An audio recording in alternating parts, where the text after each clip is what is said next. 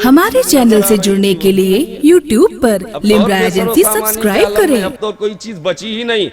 आपने फरमाया देखना चाहता है क्या मिला। इतना कहने के बाद फरमाते मेरी सुई हाजिर की जाए, मेरी सुई हाजिर की जाए। इतना कहना था, दरिया की तमाम मछलियां अपने अपने मुंह में एक एक सोने की सुई दबाए हुए मुंह बाहर कर देती। ये हैरत से देख रहा था, ये अंगुष्ठ बदंदा था कि एक सुई फेंकी थी, इतनी सोने की सुई। अभी ये देख रहा था कि फिर आपने उसी शाहाना लबो लहजे में कहा मेरी वाली, अल्लाह अल्लाह, मेरी वाली। इतना कहना था, दरिया की तमाम मछलियां अंदर गई, एक एक चांदी की सुई दबाए हुए मुंह बाहर कर देती। अब ये देख रहा था ये क्या हो रहा है, कोई फैक्ट्री है, पहले सोने वाली अब चांदी वाली। ये देखकर हैरत में था। इतने में हजरत ख्वाजा इब्राहिम बिन अदहम उसी शाहाना कर्रोफर के साथ फरमा मेरी वाली, मेरी वाली। कहना था कि एक मछली वही जंग आलूद सुई अपने मुंह में दबाए हुए मुंह बाहर करती है।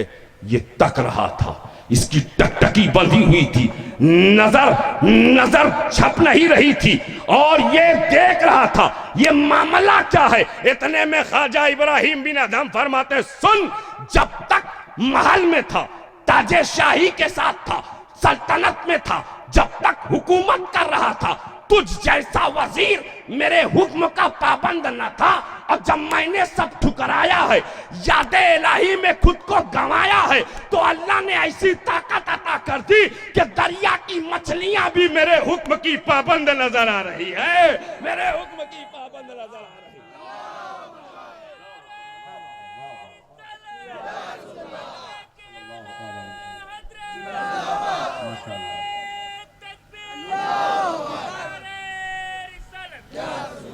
मियाँ जो जिक्र करता है उसके पास दौलत हो या ना हो मगर सुकून होता है। जो जिक्र करता है हुकूमत हो या ना हो मगर सुकून होता है। जो जिक्र करता हो शोहरत हो या ना हो मगर सुकून होता है। शोहरत हो या ना हो मगर, और ये बात मैं जोश में कह के नहीं जा रहा हूं, पूरे होश में कह रहा हूं। अच्छा वो तो अलग बात हो गई, थोड़ा सा रुख मैं जाविया चेंज करता हूं। सुकून मिलता है किससे, किससे, क्यों चाचा, किससे? हाँ जिक्रे, ये तो बात क्लियर है, there is no doubt in it, it is perfect, कोई शक व शुबा नहीं। लेकिन क्यों मिलता है सुकून, मिलता है जिक्र में, क्यों मिलता है, what is reason behind it? Allah के जिक्र से चैन क्यों मिलता है, ये भी तो पता लगाना पड़ेगा। सुकून मिलता है, क्यों मिलता है, तो बहुत आसानी से आपके भेजे में भेज कर जाऊंगा इंशाअल्लाह। इंसान को अल्लाह ने दो चीजों से मुरक्कब किया, एक जिस्म है, एक जिस्म है, एक जिनके पास ये दोनों है वही बोले, जिस्म और। अब जिनके पास दो में से एक ना हो वो खामोश रहे। एक जिस्म है एक, अब हम देख लेंगे किसके पास दोनों है। एक जिस्म है एक जिस्म है एक। अब ईमानदारी से बताओ जिस्म को अल्लाह ने कैसे बनाया? मिट्टी से, पानी से, आग से, हवा से, इन चारों को मिला दिया गया तो जिस्म तैयार हो गया, जिस्म बन गया, मुजस्समा तैयार हो गया। यही वजह है कि जब हमारा जिस्म बीमार होता है तो जिस्म का इलाज इन्हीं चार चीजों से किया जाता है। हर दवा का ताल्लुक याद रखिएगा, किसी भी बड़े से बड़े डॉक्टर से पूछिएगा, फिजिशियन हो या एमएस हो, एमडी इन मेडिसिन हो, उससे पूछिएगा, वो बताएगा।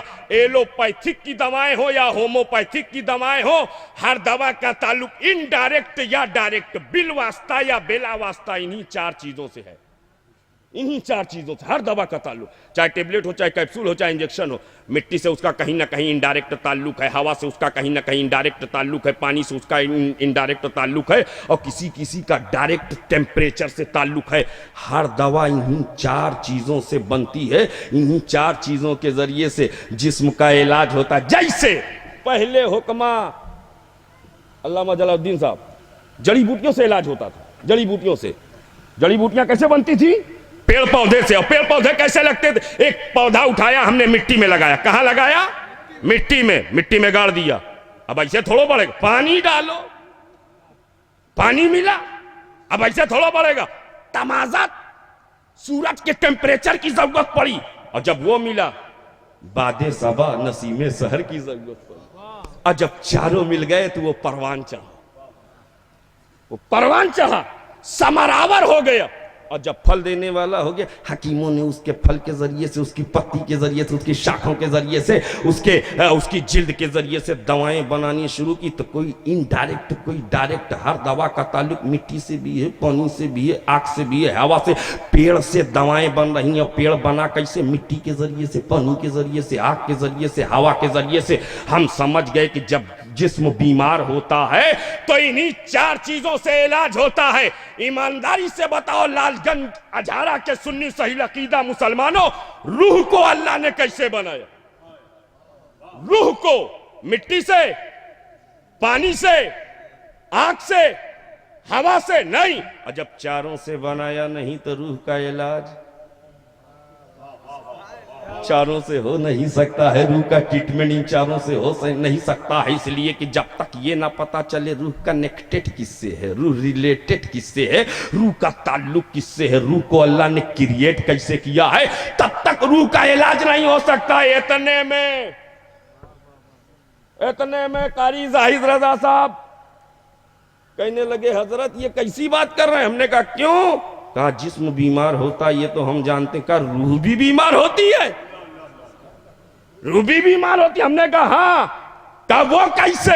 हमने कहा जिस्म बीमार होता है तो कैसे जानते? कहा जब बिरयानी नहीं अच्छी लगती तो समझ लेते हैं जिस्म बीमार है, जब कौरमा में मजा नहीं मिलता समझ लेते हैं जिस्म बीमार है, जब खाने का लुत्फ नहीं मिलता है समझ लेते हैं जिस्म बीमार है। हमने कहा हाँ, जब दस्तरखान अच्छा ना लगे तो समझ लेना जिस्म बीमार है, और जब जिक्र रहमान अच्छा ना लगे समझ लेना कि रूह बीमार है, समझ लेना कि रूह बीमार है। जब इबादत अच्छी ना लगे समझ लेना कि रूह बीमार है, जब कयाम अच्छा ना लगे समझ लेना कि रूह बीमार है, जब रुकू अच्छा ना लगे समझ लेना कि रूह बीमार है, जब सजदा अच्छा ना लगे समझ लेना कि रूह बीमार है, जब इबादत अच्छी ना लगे समझ लेना कि रूह बीमार है, जब तिलावत अच्छी ना लगे समझ लेना कि रूह बीमार है, जब दयानतदारी अच्छी ना लगे समझ लेना कि रूह बीमार है, जब अमानतदारी अच्छी ना लगे समझ लेना कि रूह बीमार है, जब निकोकारी अच्छी ना लगे समझ लेना कि रूह बीमार है, जब परहेजगारी अच्छी ना लगे समझ लेना कि रूह बीमार है, जब झूठ अच्छा लगे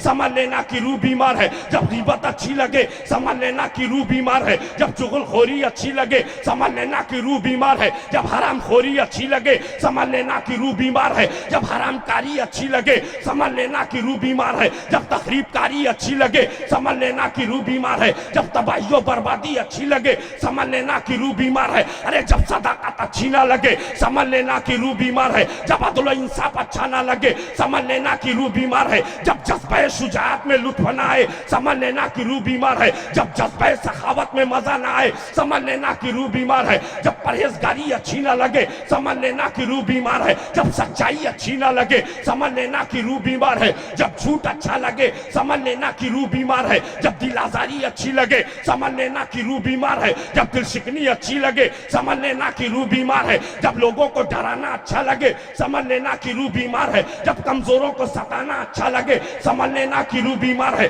जब आबादियों को उजाड़ना अच्छा लगे समझ लेना कि रूह बीमार है, जब औरतों को बेवा बनाना अच्छा लगे समझ लेना कि रूह बीमार है, जब बच्चों को यतीम बनाना अच्छा लगे समझ लेना कि रूह बीमार है, जब नफरतों का बाजार गर्म करना अच्छा लगे समझ लेना कि रूह बीमार है, जब अदावतों को फरोख्त करना अच्छा लगे समझ लेना कि रूह बीमार है, जब माशरे को तोड़ना अच्छा लगे समझ लेना कि रूह बीमार है, जब समाज को बर्बाद करना अच्छा लगे समझ लेना कि रूह बीमार है, जब शराब खाने में जाना अच्छा लगे समझ लेना कि रूह बीमार है, जब अय्याशी के अड्डों को आबाद करना अच्छा लगे समझ लेना कि रूह बीमार है, जब ब्यूटी कंटेस्ट जैसे बेहया प्रोग्राम में माल का इन्वेस्ट करना अच्छा लगे समझ लेना कि रूह बीमार। समझ लेना कि रूह बीमार है, ये रूह बीमार है।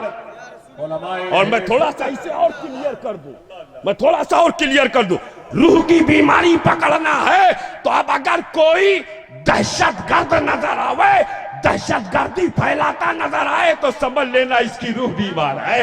आतंकवाद फैलाता नजर आवे तो समझ लेना कि रूह बीमार है। जब टेररिज्म अच्छा लगे समझ लेना कि रूह बीमार है। जब फंडालिज्म अच्छा लगे समझ लेना कि रूह बीमार है। जब कम्युनलिज्म अच्छा लगे समझ लेना कि रूह बीमार है। जब डिस्ट्रक्टिव एक्टिविटीज में इन्वॉल्व रहना अच्छा लगे समझ लेना कि रूह बीमार है। जब डिफेक्टिव सिस्टम ऑफ सोसाइटी का जरिया बनना अच्छा लगे समझ लेना कि रूह बीमार है। जब यतीमों का माल हड़प करना अच्छा लगे समझ लेना कि रूह बीमार है। जब मिंबरे नूर पर ग्रुप बंदी करना अच्छा लगे समझ लेना कि रूह बीमार है। जब हसद हो तो समझ लेना रूह बीमार है। जब बुग़्ज़ हो तो समझ लेना रूह बीमार है। जब इनाद हो तो समझ लेना रूह बीमार है। जब अदावत और नफरत का बाजार गर्म करना अच्छा लगे समझ लेना रूह बीमार है। और जब ये फैसला हो जाए हमारी रूह बीमार है तो पता लगाओ इसका इलाज कैसे हो, मालूम करो इसका इलाज कैसे होगा। मैं अपनी बात नहीं कहूंगा इसलिए कि मेरी कोई मानेगा कोई नहीं मानेगा,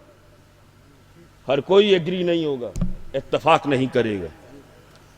मैं अपनी बात नहीं कहूंगा, हजरत से भी नहीं पूछूंगा, हजरत की भी सब नहीं मानेंगे। मैं कुरान से पूछूंगा, ये कुरान तू बता, ए कुरान तू बता रूह को अल्लाह ने पैदा कैसे किया। इसलिए कि जब तक ये पता ना चलेगा कि रूह को बनाया कैसे तब तक रूह का इलाज हो ही नहीं सकता है।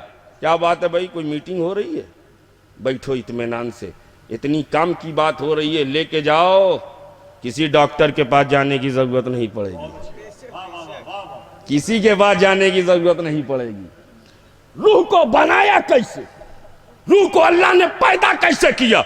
मैंने कहा एक कुरान तू बता, सबको रूह को चैन देना है, रूह को सुकून पहुंचाना है, बता रूह को कैसे बनाया। तो कुरान कहता है कुली रूह मिन अम्रे रब्बी, ए हबीब कहो रूह तो अमरे रब का नाम है, रूह हुक्मे रब का नाम है।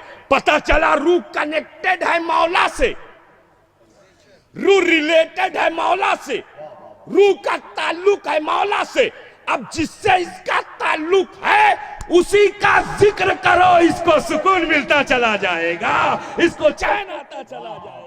इसीलिए हमारे पीरो मुर्शिद हुजूर आकाए नेमत सैयदी मुर्शिदी फजलुर रसूल हाजा गुलाम आसिफिया अलैहि रहमत व रिजवान ने हम अहले सिलसिला को जुमला सिलसिले आसबिया अबुलौलाइया हसनिया को ये तलकीन फरमाई है कि हर जुमा रोजाना नहीं कर सकते, ना करो, हर जुमा बाद नमाज शाह जिक्र की कसरत किया करो।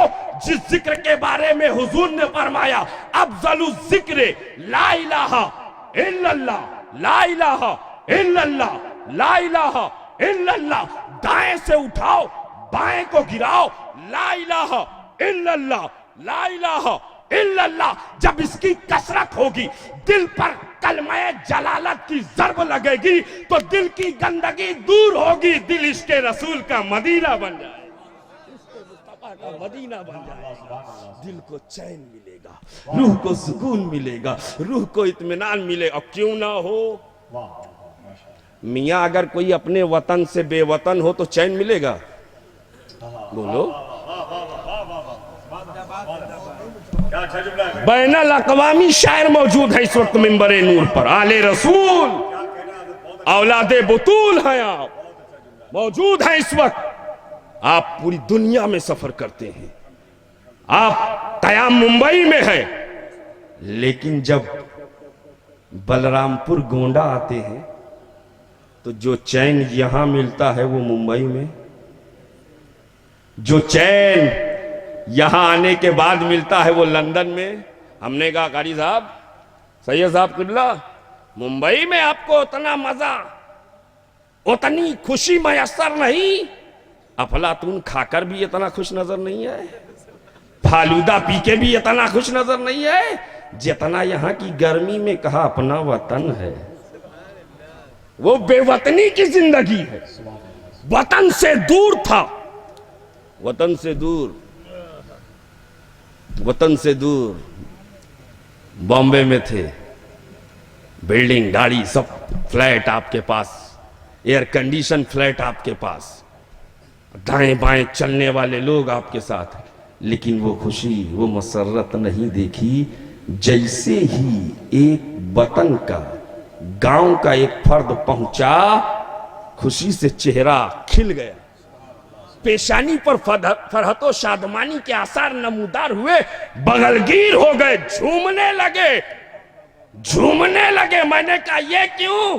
कहा वतन की खुशबू आ रही है, वतन की खुशबू आ रही है। हम समझ गए जब कोई वतन से, तवज्जो चाहता हूं, बेवतन होता है तो चाहे जितना आराम हो, चाहे जितने असबाब हो, चाहे जितनी तमाम तरह की रानाइयां मौजूद हो, लेकिन वो खुशी, वो मसरत नहीं होती। शुएब बेला तमसील कहना चाहता है, रूह आलमे बाला की है, रूह आलमे बाला की है। दुनिया में आ गई, जमीन पर आ गई, 70 साल तक वतन से बेवतन, 80 साल तक वतन से बेवतन, 100 साल तक वतन से बेवतन, 50 साल तक वतन से बेवतन। और जब वतन से बेवतन है तो बेचैन नजर आ रही है। और जैसे ही किसी ने अल्लाह के नाम के जरिए इसके वतन की खबर इसको दी, इसे चैन मिल गया है, इसे सुकून मिल गया, इसे इत्मीनान मिल गया।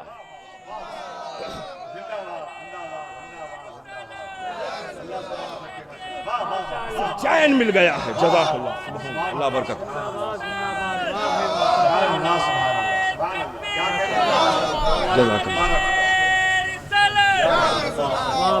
इसे चैन मिल गया है, वतन की खबर आ गई है, वतन की खुशबू आ रही है, वतन का जिक्र हो रहा है। हाँ हाँ, रूह को चैन मिलता है याद इलाही से। और एक जुमला मोतरजा के तौर पर आ गया है, दुआ करे कि मुकम्मल कर दूं।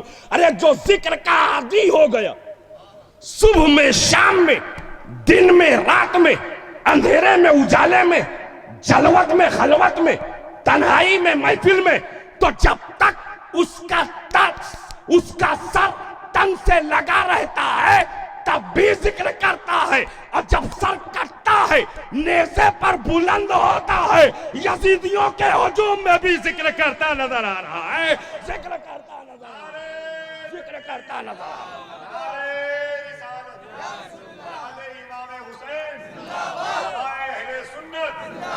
ऐसा आशिक, ऐसा आशिक, ऐसा जाकिर न चश्मे फलक ने देखा है, न कयामत तक देखेगी। मैंने कहा है मेरे इमाम, ये नेज़े पर जिक्र करने का क्या मतलब? कुरान जिक्र है, कुरान नहनु नज़्ज़लना ज़िक्रा व इन्ना लहू लहाफ़िज़ून, कुरान जिक्र है।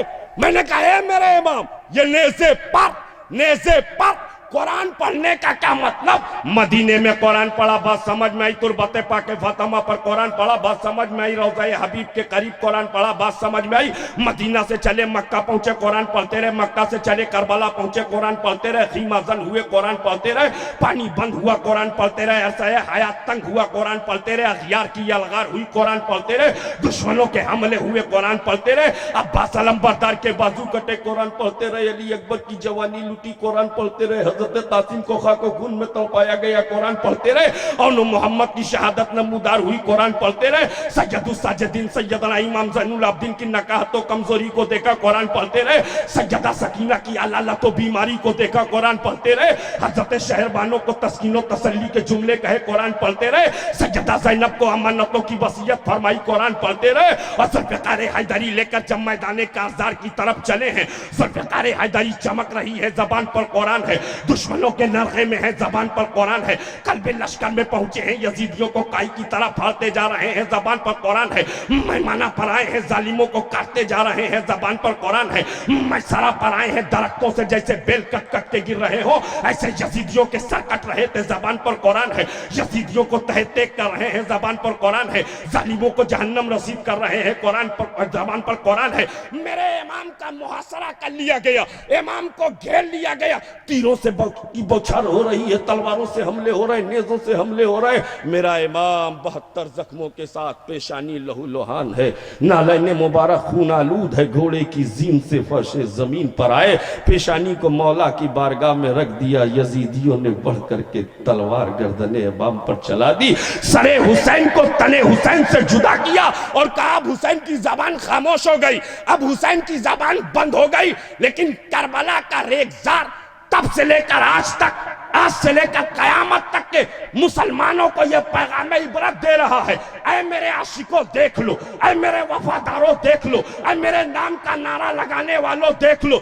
जब यजीदियों ने चाहा था जबान बंद हो जाए, तो जिस वक्त मेरा सर नेज़े पर था, उस वक्त मेरी जबान पर न शिकवा है न शिकायत है। अगर कुछ है तो सिर्फ कुरान की आयत है, कुरान की तिलावत हो रही है, कुरान की तिलावत हो रही है। ऐसा जाकिर ला के तो दिखाओ, ऐसा आशिक ला के तो दिखाओ जो हमा वक्त जिक्र करता है, सर कट जाए तब भी जिक्र करता है। अला बिदिक्रिल्लाहि तत्मइन्नुल कुलूब, खबरदार अल्लाह के जिक्र से दिलों को चैन मिलता है। अब इस आयत मुबारका के बारे में साहिब रूहुल बयान अल्लामा इस्माइल हक़ी रहमतुल्लाह ताला अलैह फरमाते हैं, अला बिदिक्रिल्लाह में जो लफ्ज़ जिक्र है, इस जिक्र से मुराद हुजूर की ज़ाते पाक है। इस जिक्र से मुराद हुजूर की। अब आयत कैसे बनेगी अल्लामा अख्तर साहब? अगर हुजूर मुराद लेंगे जिक्र से तो आयत कैसे बनेगी?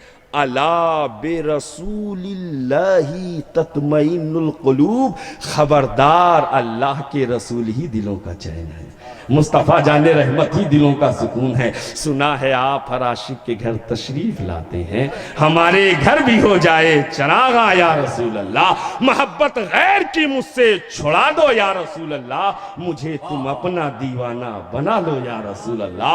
रसूल दिलों का चैन है, रसूल दिलों का चैन है। चाहे लालगंज अझारा में रहो नबी चैन देते हैं, चाहे भरवारी में रहो नबी चैन देते हैं, चाहे मौली में रहो है नबी चैन देते हैं।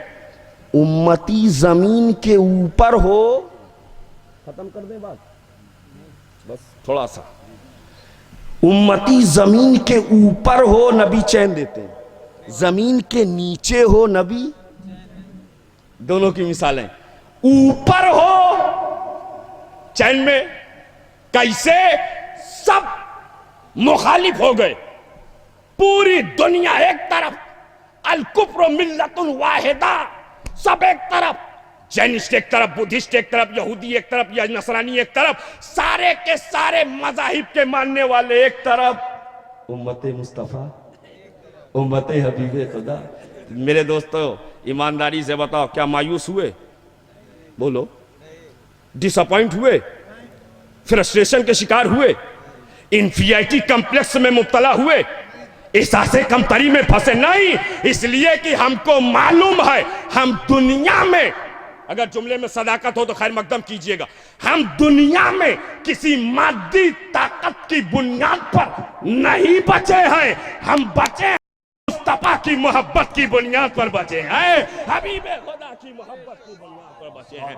हमको हमारे आका बचा रहे हैं, हमको हमारे मौला बचा रहे हैं, हमको हमारे आका चैन दे रहे। उम्मती जमीन के ऊपर हो नबी चैन देते हैं, उम्मती जमीन के नीचे हो, जमीन के नीचे हो, जहां कोई नहीं, जहां कोई नहीं।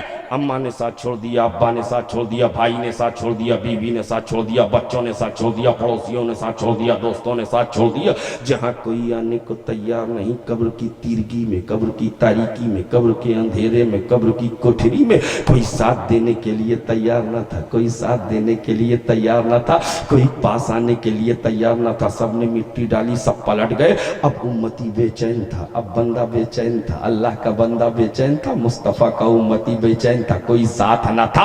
ऐसी तारीकी में, ऐसी तीरगी में जब कोई आने को तैयार न था, तो मेरे हबीब जलवा दिखाते हैं, तशरीफ लाते हैं, उम्मती को चैन मिल जाता है, उम्मती को सुकून मिल जाता है, इसलिए कि आका तशरीफ ला रहे हैं। आका और क्यों ना हो, क्यों ना हो।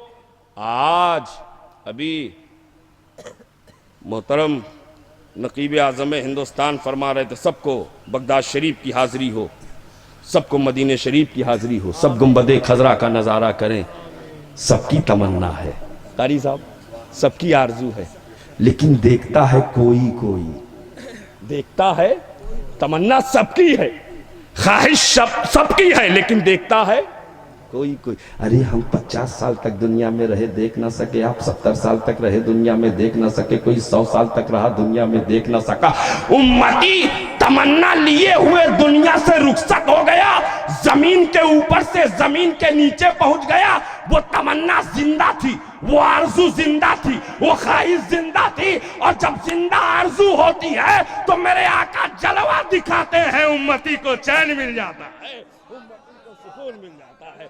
सुना है आप हर आशिक के घर तशरीफ लाते हैं, हमारे घर भी हो जाए चरागा या रसूल अल्लाह, हमारे घर भी हो।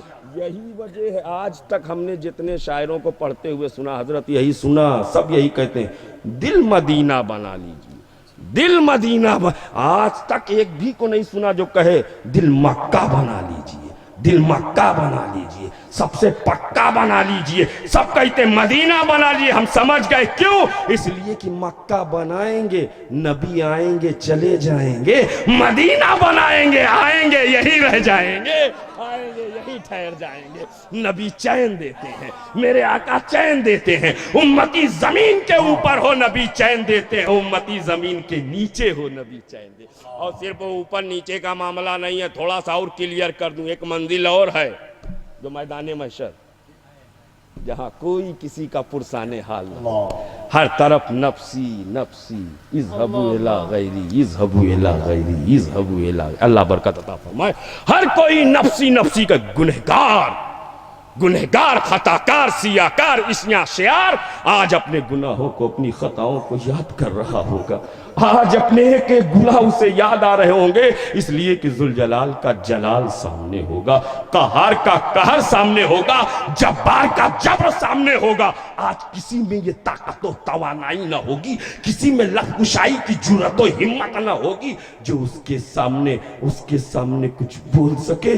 गुनाहों के बोझ से हर कोई दबा जा रहा होगा, हर कोई दबा जा रहा होगा, धंसा जा रहा होगा। ऐसे आलम में गुनहगार चलेंगे।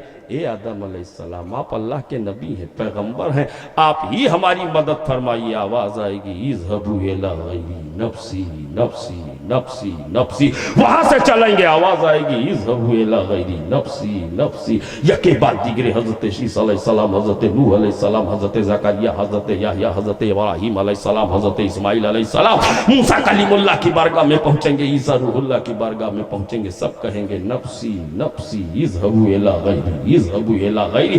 हर तरफ आवाज यही होगी। गुनहगार करीब था कि मायूस हो जाए, करीब था कि मायूस हो जाए, करीब था कि महरूम हो जाए। हर तरफ आवाज गूंजेगी नफ्सी नफ्सी के। इसी महशर के माहौल में एक आवाज गुनहगारों के दरमियान गूंजेगी, या उम्मती या उम्मती या उम्मती। और जब गुनहगार नजर उठाएंगे तो रहमतुल लिल आलमीन नजर आ रहे होंगे, शफीउल मुज़निबीन नजर आ रहे होंगे। उम्मती को चैन मिल रहा होगा, उम्मती को सुकून मिल रहा होगा। महशर में नबी चैन दे रहे हैं, महशर में मेरे आका इत्मीनान अता कर रहे हैं। और सिर्फ महशर का यही मरहला नहीं होगा, अरे सबसे नाजुक मरहला तो वो होगा जिसे हम पुलसरात कहते हैं, पुलसरात, जिसके बारे में आका करीम सल्लल्लाहु ताला अलैहि वसल्लम इरशाद फरमाते हैं, बाल से ज्यादा बारीक है और तलवार से ज्यादा, अल्लाह अकबर। बाल, ये मेरी उंगली जो है ये तो बहुत मोटी चौड़ी है, जबकि बहुत पतला हूं, लेकिन उंगली, कुछ मोटों की उंगली देखें तो इससे भी भारी भरकम होगी। बाल, इस पर आप खड़े हो सकते हैं, बोलो कोई चलना चाहे नहीं, इतनी मोटी, बाल से ज्यादा बारीक, तलवार से ज्यादा तेज, उम्मत को पार करना हो, अल्लाह, उम्मत को गुजरना हो। तसव्वुर कराएं में हम अपनी शाहराहे आम पर चलते हुए गिर जाते हैं, अपनी गलियों में टहलते हुए गिर जाते हैं, फिसल जाते हैं। वो बाल से ज्यादा बारीक, तलवार से ज्यादा तेज उम्मत को गुजरना था। तो मुझे क्या था, उम्मत को चलना था, उम्मत को गुजरना था। अब तसव्वुर करें कैसे गुजरेंगे, कैसे गुजरेंगे। मैं ये सोच रहा था कि कैसे गुजरेंगे। इमाम अहले सुन्नत, इमाम इश्क व मोहब्बत सैयदी सरकार आला हजरत इमाम अहमद रजा खान ने ये कह करके हमें तसल्ली दे दी, रजा पुल से अब वज्द करते गुजरिए कि है रब्बे सल्लिम सदाए मोहम्मद। दुआ कर रहे हैं, उम्मत गुजरती जा रही है। उम्मत अंदाज देखो आला हजरत का, ये नहीं फरमा रहे हैं चलिए वज्द करते। वज्द, वज्द और है। वज्द पर एतराज करने वालों, वज्द को अलग अलग नाम से पुकारने वालों, वज्द को किसी और के मुशाबे कहने वालों, वज्द को किसी फहाश चीज से, फहाशा से उसे कंपेयर करने वालों, सुन लो वज्द वो वज्द नहीं है। अरे वज्द तो उसे कहते हैं कि जब आशिक के सामने माशूक का जलवा हो, जब महबूब का जलवा मुहिब के सामने हो, जब एक चाहने वाले के सामने उसके महबूब का जलवा हो, तो वो खुशी से जो झूमता है, खुशी से जो मचलता है, उसे वज्द कहते हैं। अरे पुलसराज से जब उम्मत को गुजरना होगा, मुस्तफा जलवा गर होंगे, उम्मती वज्द करते हुए गुजरता चला जा रहा होगा, वज्द करते गुजरता चला जा रहा होगा, वज्द करते गुजरता चला जा रहा होगा। नबी यहाँ भी चैन दे रहे हैं, मेरे आका यहाँ भी चैन दे रहे हैं, मेरे आका यहाँ भी सुकून दे रहे हैं। हाँ हाँ, नबी दिलों का चैन है, मेरे आका दिलों का सुकून है। और क्यों ना हो, इसलिए कि वो हर आलम के रहमत हैं, किसी आलम में रह जाते, ये उनकी मेहरबानी की ये आलम पसंद आया। अला बिज़िक्रिल्लाहि तत्मइन्नुल कुलूब, खबरदार अल्लाह के जिक्र से दिलों को चैन मिलता है, दिलों को सुकून मिलता है, दिलों को इत्मीनान मिलता है। आज हम जिक्र से गाफिल हुए। अल्लाह के महबूब सल्लल्लाहु ताला अलैहि वसल्लम इरशाद फरमाते हैं, जब जो जानवर जिक्र से गाफिल होता है उस पर छुरी चल जाती है, अल्लाह, फिर उसको जीने का हक नहीं। जानवर अगर जिक्र से गाफिल हो, छुरी चल जाए। अब हमको बताने की जरूरत नहीं कि हमारे साथ ये हालात क्यों बने हैं, ये आपके साथ, सबके साथ ये हालात क्यों हुए हैं, ये अरसे हयात क्यों तंग हुआ है, क्यों अगयार की यलगार हो रही है।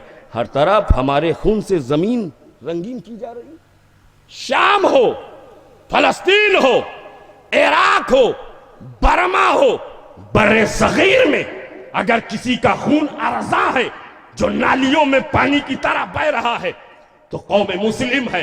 कौम मुस्लिम, उसकी बुनियादी वजह यह है कि हम जिक्र से गाफिल हो गए हैं, मौला की याद से गाफिल हो गए हैं। हर काम के लिए वक्त मिलता है, मगर जिक्र के लिए अल्लाह ताला हमें जिक्र करने की तौफीक अता फरमाए, जिक्र करने की, हमा वक्त करने की तौफीक अता फरमाए। तभी तो डॉक्टर इकबाल ने बहुत पहले कहा था, ऐ तायरे लाहूती उस रिस्क से मौत अच्छी, जिस रिस्क से आती हो परवाज में कोताही, की मोहम्मद से वफा तूने तो हम तेरे हैं, ये जहां चीज है क्या लौह कलम तेरे हैं। अस्तगफिरुल्लाह रब्बी मिन कुल्लि ज़ंबि व अतूबु इलैहि, अशहदु अल्ला इलाहा इल्लल्लाह व अशहदु अन्ना मुहम्मदन अब्दुहु व रसूलुहु व मा अलैना इल्ला अल बलाग। हमारे चैनल से जुड़ने के लिए YouTube पर लिम्रा एजेंसी सब्सक्राइब करें।